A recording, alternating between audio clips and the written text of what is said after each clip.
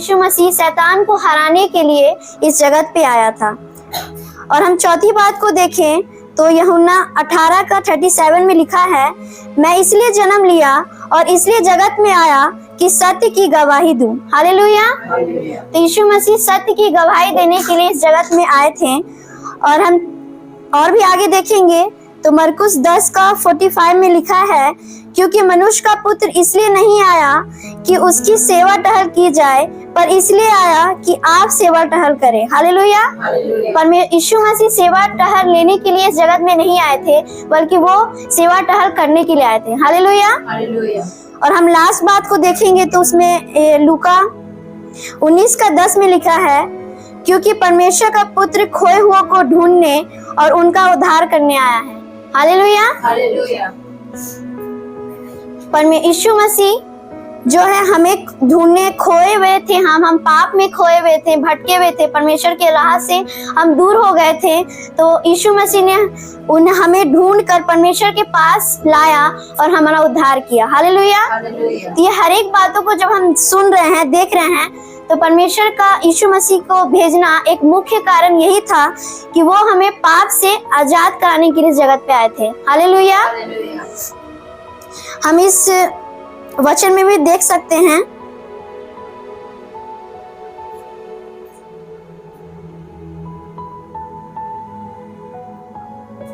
यूहन्ना 1:29 में लिखा हुआ है, यह परमेश्वर का मेमना है जो जगत का पाप उठा ले जाता है। हालेलुया। वो यीशु मसीह थे जो हमारे पापों को अपने ऊपर उठा लिए, हमारे दोषों को उसने हम अपने ऊपर लिया और हमें उसे आजाद किया। हालेलुया। तो आज जो यीशु मसीह आज मतलब वो क्रूस पे आज वो चढ़े हैं, वो यीशु मसीह क्रूस पे चढ़े हैं, तो उन्होंने ये छठवीं वाणी इसलिए कहा, और उनके हाथों में कीले ठुकवाए गए, पैरों में भी कीले ठुकवाए गए, सर पर कांटों का मुकुट उन्हें पहनाया गया, और वो हर एक मकसद को जो वो जिस कारण वो इस जगत पे आए थे वो हर एक पूरा हो चुका था। जैसे कि उन्होंने मुर्दों को जिंदा किया, सत्य की गवाही दी, और आज जब वो क्रूस पर हैं तो उसने शैतान को भी हरा दिया है। हालेलुया। तो कोई भी ऐसा बात नहीं रह गया था जो पूरा नहीं हुआ था, इसलिए यीशु मसीह ने कहा कि पूरा हुआ। हालेलुया। तो इस वाणी से हम पहली बात को देखेंगे, यीशु मसीह के बारे में हम पहली बात को देखेंगे तो उसमें दिया हुआ है कि उसने जो काम शुरू किया उसे लास्ट तक मतलब अंत तक उसे पूरा भी किया। हालेलुया। लेकिन अगर हम अपने आप को देखें तो हम कोई भी काम शुरू करते हैं लेकिन अंत तक उसे पूरा नहीं कर पाते हैं। लेकिन इसी जगह हम यीशु मसीह को देखें तो वो शुरू से जो काम के लिए, मकसद के लिए, वो जिस मकसद के लिए आए थे उसे लास्ट तक उन्होंने पूरा किया।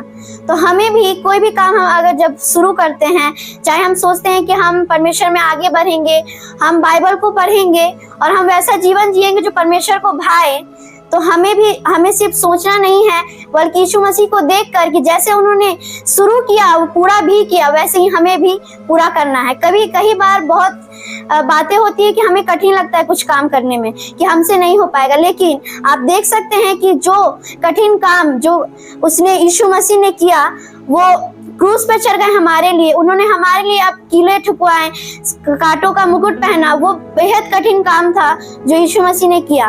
तो हमें उन्हें देखकर सीखना चाहिए कि हम जो काम शुरू करते हैं उसे लास्ट तक भी हम ईमानदारी से पूरा करें। और शैतान ने भी उन्हें प्रलोभन दिया था, लालच दिया था कि अगर तुम मुझे प्रणाम करोगे तो ये सारी वस्तुएं ये मैं तुम्हें दे दूंगा। तब भी वो हर एक बातों से उस बातों में नहीं आकर वो अपने जो एक फोकस था उनका उसने उसे पूरा किया।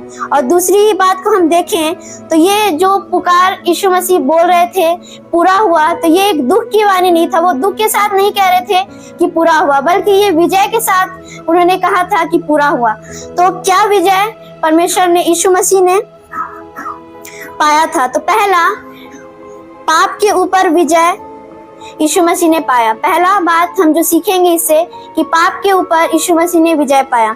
तो इसमें हम देख सकते हैं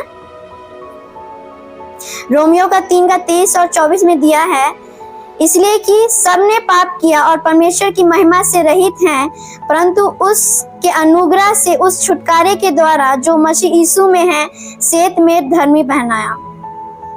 और रोमियो 6:6 में भी दिया है, क्योंकि हम जानते हैं कि हमारा पुराना मनुष्यत्व उसके साथ क्रूस पर चढ़ाया गया ताकि पाप का शरीर व्यर्थ हो जाए, ताकि हम आगे को पाप के दासत्व में ना रहें।